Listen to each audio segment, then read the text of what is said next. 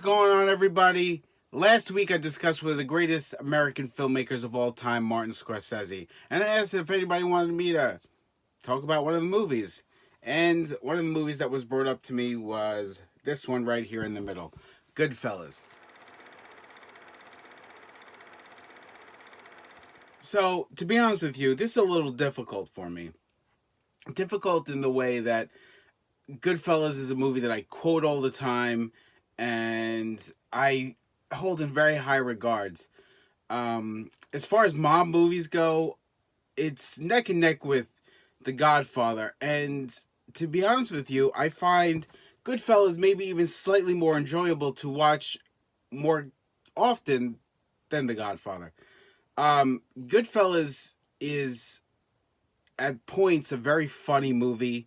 The characters are so well fleshed out in this movie. You know who Henry is, and you know who Tommy is, especially. Pesci is so brilliant. He makes you hate him in a really endearing way, like a relative that you don't like, but when he's there, you're happy he's there, even though he's just gonna screw everything up. Um, it's an amazing film, and I don't mean to keep reiterating that, but every time I watch this movie, it's amazing how I feel afterwards. I just watched one of the greatest American films of all time. Um, for those who haven't seen Goodfellas, you're doing yourself a disservice. It's not even just a mob movie. It's just a perfect film in my heart. The music is flows perfectly.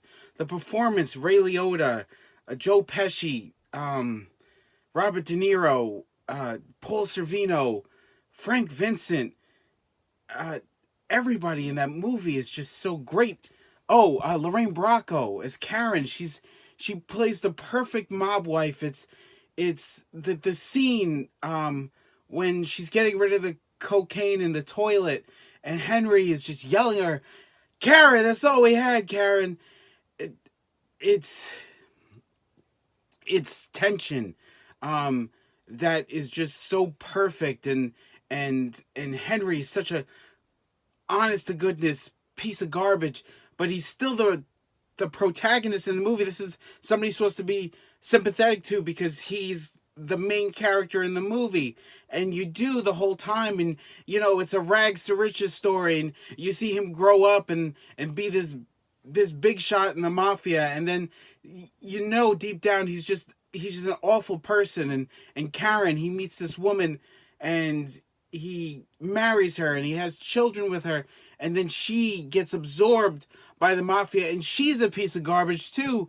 And then Tommy is he's funny and he's offensive, and then what happens to Tommy, you're genuinely upset. Spoiler alert, but Tommy, it doesn't end well for him. And then it's and then you realize that these guys they're more than just members of a family. They are family, and they're friends, and there's genuine love there. But then at the core of it, everybody's kind of a piece of garbage. To be honest with you, the only person who's a genuinely nice person is Tommy's mother, because she wants everybody to eat and show her dog painting. Um, it's it's an incredible movie, and again, I can't reiterate enough that if you haven't seen Goodfellas, you're doing yourself a disservice. Um, if you haven't seen The Godfather either, I mean, that's also a perfect film. But as far as like mob movies go and something you can just put on and just enjoy from beginning to end, it might be Scorsese's perfect film. It's not my favorite of his. I'm going to be honest with you. I love The King of Comedy. I don't know why. I prefer that movie. I think De Niro is great, and Jerry Lewis just plays himself, so he's kind of a terrible human being as well. It's showing the flaws of people, and they put on these facades that they try to be good people and they try to be honest, but at the core of it, they're just not very nice. They're not very good, and at the end of the day, they're murderers, right? They're criminals and murderers, and there's certain scenes in Goodfellas where you're like, yeah, I got this money now. I want to spend it, and I want to buy things because we have this huge score. At the end of it, you get murdered for it. Of course, the biggest star of this movie is Samuel L. Jackson as Stax, who gets murdered in his underwear.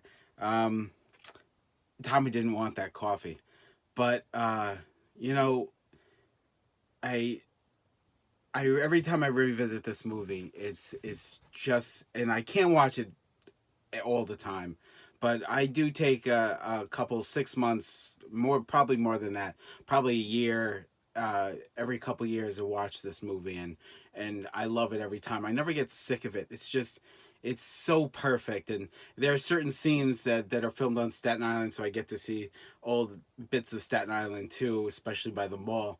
But again, I can't express to you how much I love this movie. And every time I get to watch it, it's like watching it for the first time because not only you just, it's kind of like a song you've heard 100 times, because you know all the words, but it doesn't matter. It doesn't matter because it's special to you. And I know Goodfellas is like, it's one of those movies that's so cliche for mob, but it's better than people give it credit for. It's not just a mob movie, it's just an amazing film. You know? It's just an amazing film, and I'm really, really grateful that it was introduced to me. I mean, the odds of me seeing this movie are pretty are pretty good. Growing up in New York, you know, we're especially in Staten Island, very mob obsessed here. So the odds of me seeing this movie, but as a cinephile and somebody who loves watching film, to watch something that's so broadly loved and to enjoy it on like on a just like a on a different level where you see that Scorsese like knew these guys, right? He knew these guys, and it's, even though it's not a fluff piece to any stretch of the imagination, and you know it's based on Henry Hill's book. It's still a love letter of the way he grew up, like Mean Streets and partially Casino. I'm not that great. I think Casino has some great moments, but I I don't know. There's a little bit of a disconnect, and Pesci's Chicago accent is a little funny in Casino.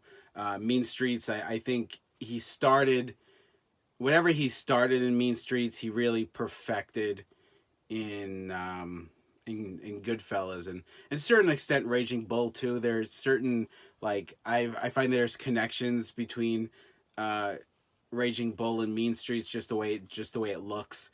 It took me making this video to revisit, honestly, one of the greatest films of all time. And again, if you haven't seen Goodfellas, or you haven't seen it in a while, revisit it. I mean, it's like an old friend to me. It really it's really special in a mob movie about killers and criminals and stuff.